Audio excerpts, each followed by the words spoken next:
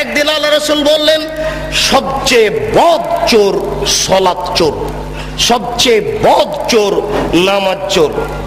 টাকা চোরও চোর, গরু চোরও চোর, কিন্তু আল্লাহ রাসূল বলছেন না যে ও সবচেয়ে খারাপ চোর।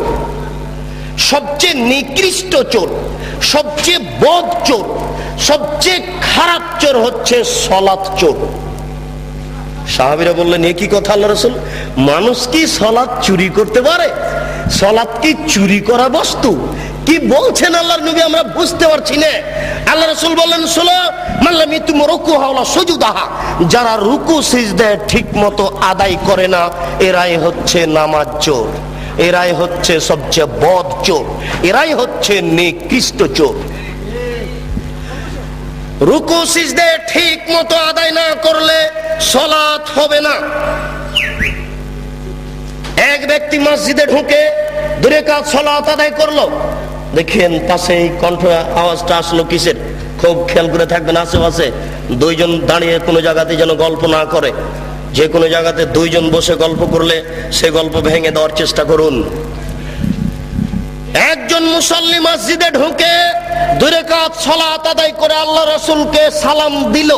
আল্লাহ রাসূল বললেন, সাল্লি ফাইন্নাকা লাম তুসাল্লি, এই তুমি সালাত আদায় করো, তুমি সালাত আদায় করনি।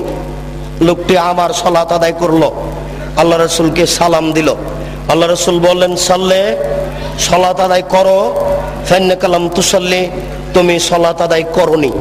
আল্লাহ রাসূল, লোকটি আবার সালাত আদায় করলো, আল্লাহ রাসূলকে সালাম দিল। আল্লাহ রাসূল বললেন, সাল্লি, তুমি সালাত আদায় করো, ফাইন্নাকা লাম তুসাল্লি, তুমি সালাত আদায় করনি। তখন লোকটি বলছে, আল্লামনি কাইফা উসাল্লি, আমি এর চেয়ে ভালো করে সালাত আদায় করতে পারবো না, কিভাবে সালাত আদায় করতে হবে তা বলে দেন। আমি আপনাকে বলছি, আল্লাহর নবী বললেন না যে তুমি তো সালাত আদায় করেছো কিন্তু খুব একটা ভালো হয়নি, এই জন্য ভালোভাবে করো, এইভাবে তিনি বললেন না। তিনি বলছেন যে তুমি সালাত আদায় করো, তুমি করনি, অথচ নগদ লোকটি 3 বার সালাত আদায় করেছে।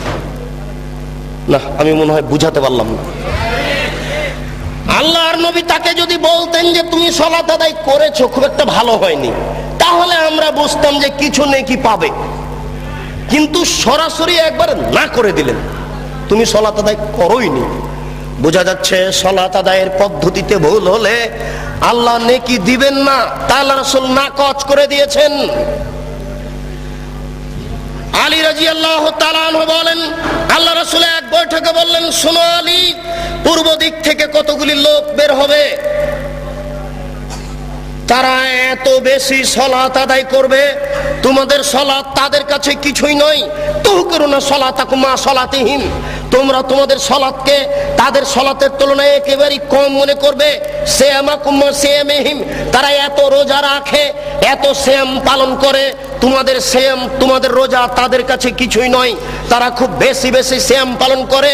আমালাকুম মা আমালিহিম, তোমরা তোমাদের তাসবিহ তাহলিল জিকির আজকার তাদের কাছে কিছুই নয়, তারা এত তাসবিহ তাহলিল করে, তাসবিহ দানা হাতে করেই থাকে, তাসবিহ দানায় তাসবিহ গুনলে নবীকে অপমান করা হবে। আঙ্গুলে তাসবিহ গণনা করতে হবে, প্রমাণে 4টি সহিহ হাদিস আছে। তার একটি সহিহ হাদিস হচ্ছে ডান হাতে তাসবিহ গণনা করতে হবে, তার একটি সহিহ হাদিস হচ্ছে আঙ্গুল বিচারের কাঠ গড়াতে কথা বলবে, আঙ্গুল বিচারের কাঠ গড়াতে বলবে, আল্লাহ আমার মাধ্যমে লোকটি তাসবিহ পাঠ করেছে, দয়া করে তুমি একে ক্ষমা করে দাও। তাসবিহ দানায় তাসবিহ গণনা করা রাসূলের সুন্নাত নয়। আল্লাহ রাসূল বলছেন, তারা এত তাসবিহ তাহলিল জিকির আজকার করবে, তোমাদের জিকির তাদের কাছে কিছুই নয়, তোমাদের সালাত, তোমাদের নামাজ, তোমাদের রোজা, তোমাদের জিকির আজকার তাদের কাছে কিছুই নয়। শোনো আলী, ইন্নামা তাজুদুনা ফাকতুলহুম, তোমরা যদি তাদের পাও তাহলে তাদের কুরবানি করো। আইনা মিল আজরাল মান কাতালাহুম, যারা তাদের হত্যা করতে পারবে তারাই সবচেয়ে বেশি নেকি পাবে, যারা তাদের হত্যা করতে পারবে তারাই সবচেয়ে বেশি নেকি পাবে। নেন এবার এক শ্রেণীর নামাজিকে আল্লাহ রাসূল হত্যা করতে বললেন, এক শ্রেণীর রোজাদারকে আল্লাহ রাসূল হত্যা করতে বললেন, এক শ্রেণীর জিকির আজকারকারীকে আল্লাহ রাসূল হত্যা করতে বললেন। আমি এখন যদি আপনাকে বলি এই, তাহলে আপনি কষ্ট পাবেন। আপনি হাদিসটি বুখারী মুসলিমের নিজে পড়ে দেখুন, বিবেচনা করুন, চিন্তা ভাবনা করুন। ওই যুগ আর নেই যে যুগে আপনার সামনে আমি ধুলা ছিটিয়ে চলে গেলাম চোখের সামনে। এখন বুখারী বাংলায়, মুসলিম বাংলায়, আবু দাউদ, নাসাই, তিরমিজি সব বাংলায়। আপনিও কালকে সকালে এই হাদিসগুলি পড়ে দেখতে পারেন। আপনি যাচাই বাছাই করুন। আপনি বিবেকবান মানুষ, আপনার বিবেকের সামনে একটা অহেতুক কথা বলে চলে যাব, এটা হয় না। ওই সময় পার হয়ে গেছে, এখন নগদ বুঝার সময় এসেছে। আল্লাহ রাসূল বলছেন, আলী শোনো, তাদেরকে যদি তোমরা হত্যা করতে পারো, যে ব্যক্তি হত্যা করতে পারবে সেই সবচেয়ে বেশি নেকি পাবে। তাহলে বোঝা যাচ্ছে যে সব সালাত আল্লাহর দরবারে কবুল হবে না। কবুল হওয়া তো দূরের কথা, ওই ব্যক্তি হচ্ছে হত্যার যোগ্য। কেন? ওইভাবে সালাত আদায় করে রাসূলকে অপমান করেছে। যদিচ এদের একজন বড় মৌলানা আব্দুর রব খুলনা বলছেন, এই দল সে দল, এই দল টুঙ্গির দল। আমরা এই কথা বলতে চাচ্ছি না।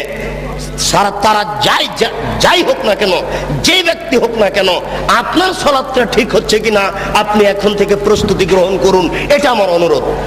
সংক্ষিপ্ত